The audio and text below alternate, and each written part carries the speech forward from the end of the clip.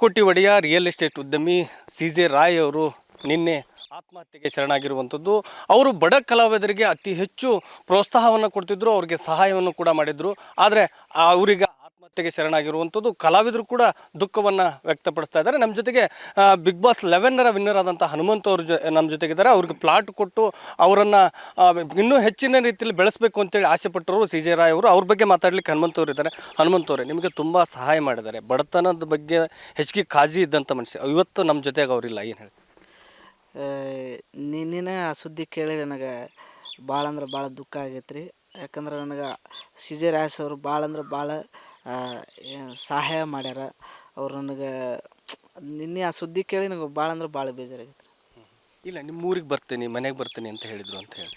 ಹೌದು ರೀ, ನಾನು ಬಿಗ್ ಬಾಸ್ ಮನೆಗೆ ಅದು ಇದು ಫೈನಲ್ ಆದಾಗ ಏನಪ್ಪ ಮನೆಗಿನಿ ಕಟ್ಟಿಸಿಲ್ಲ ಅಂದ್ರೆ ಇಲ್ಲಿ ಸರ ಇನ್ನು ಬಳಕೆ ಹೋಗಿ ಕಟ್ಟಿಸ್ತೀನಿ ರೀ ಅಂತಂದೆ. ಆಯ್ತಪ್ಪ ನಿಮ್ಮ ಮನೆಗೆ ನೀವು ಓಪನಿಂಗ್ ಕರಿ, ನಿಮ್ಮ ಊರಿಗೆ ಬಂದ ನನಗೆ ಕುರಿ ಕೊಡ್ಬೇಕು ನೋಡು ಅಂತಂದ್ರೆ, ಆಯ್ತು ಸರ್ ಕೊಡಾಣ್ರಿ ಸರ, ಮತ್ತು ನಮ್ಮ ರೆಸಾರ್ಟಿಗೆ ಬಿಡಾಕೆ ಒಂದು 5 ಕುರಿ ಕೊಡು, ನಾವು ಸಾಕ್ತೀವಿ ಅಂದರು. ಆಯ್ತು ಸರ್ ನೀವು ಬರ್ರಿ ಸರ, ನಿಮ್ಗಿಂತ ಹೆಚ್ಚಿಂದ ಏನೈತಿ ಕೊಡಾಣ್ರಿ ತಂದಿದ್ದೆ.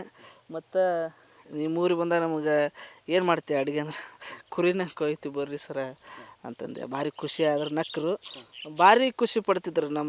ನಮ್ಮ ಆಗಲಿ ನಮ್ಮ ಅವ್ವ ಅಪ್ಪ ನೋಡಿದ್ರೆ ಭಾರಿ ಖುಷಿ ಪಡ್ತಿದ್ರು. ಯಾಕಂದ್ರೆ ನಮ್ಮದು ಅದು ಲಂಬಾಣಿ ಡ್ರೆಸ್ ನೋಡಿ ಭಾರಿ ಇಷ್ಟಪಡೋರು. ಭಾಳ ಬೇಜಾರಾಗ್ತದೆ.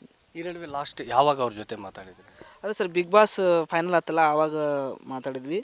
ಮತ್ತು ಅದಕ್ಕಿಂತ ಮುಂಚೆ ನಾವು ಸರಿಗಮಪ ಫೈನಲಿಸ್ಟ್ ಆದಾಗ ಅವ್ರು ರೆಸಾರ್ಟಿಗೆಲ್ಲ ಹೋಗಿ ಅಲ್ಲಿ ತಿಂದು ಇದ್ದು ಕ್ರಿಕೆಟ್ ಆಡಿ ಇದ್ವಿ. ಮತ್ತು ನಮ್ಮ ತಂಗಿ ಡಿಗ್ರಿ ಕಲಿಯಾಕೆ 50,000 ಕೊಟ್ಟಿದ್ರು. ಮತ್ತು ಡಿಗ್ರಿ ಮುಗಿದಿಂದ ಕರ್ಕೊಂಬ ನಿಮ್ಮ ತಂಗಿಗೆ ನನ್ನ ಕಂಪ್ನ್ಯಾಗ ಕೆಲಸ ಕೊಡ್ತೀನಿ ಅಂದಿದ್ರು. ನಾವು ಕೇಳಿದ್ರು ಅವರು, ನಿಮ್ಮ ತಂಗಿ ಡಿಗ್ರಿ ಮುಗೀತೇನಪ್ಪ ಕರ್ಕೊಂಬ ಅಂಥೇಳಿ. ಮತ್ತು ನಾವು ಅದು ರೊಕ್ಕ ಇಸ್ಕೊಂಬರಕ್ಕೆ ಹೋದಾಗ ಮತ್ತು ಕೇಳಿದ್ರು, ಇಲ್ಲ ಸರ ನಾವು ಕಳ್ಸಂಗಿಲ್ಲ ರೀ, ನಮ್ಗೆ ಬೆಂಗಳೂರು ಸರಿಯಾಗಲ್ಲ ಅಂಥೇಳಿ ನಾವು ಕಳಿಸ್ಲಿಲ್ಲ ರೀ. ಅದ್ರ ಭಾರಿ ಅವರು ಒಮ್ಮೆ ಕೊಟ್ಟನೆ ಬಿಡು ಕೈ ಬಿಟ್ಟನೆ ಬಿಡು ಅಂತಿದ್ದಿಲ್ಲ ರೀ. ಅವರು ಯಾವಾಗಲೂ ನೆನಪಿಟ್ಕೊಳ್ಳೋರು ರೀ. ಏನು ಮಾಡಕತ್ತಿಪ್ಪ ಅಂತೇಳಿ ನಾವು ಅವ್ರ ಗನ್ಮ್ಯಾಗ ಶಿವಣ್ಣ ಅಂತೇಳಿದ್ರಿ ರೀ. ಅವ್ರವ್ರು ಫೋನ್ ಹಚ್ತಿದ್ದೆ, ಸರಿ ಇಲ್ಲದ್ರಪ್ಪ ಅಂಥೇಳಿ ಮಾತಾಡ್ತಿದ್ರಿ. ಭಾರಿ ಚಲೋ ಇದ್ರಿ, ಅದು ಮರಿತಿದ್ದಿಲ್ಲ ರೀ. ಭಾರಿ ಒಳ್ಳೆ ಮನುಷ್ಯ ಪಾಪ. ಈಗ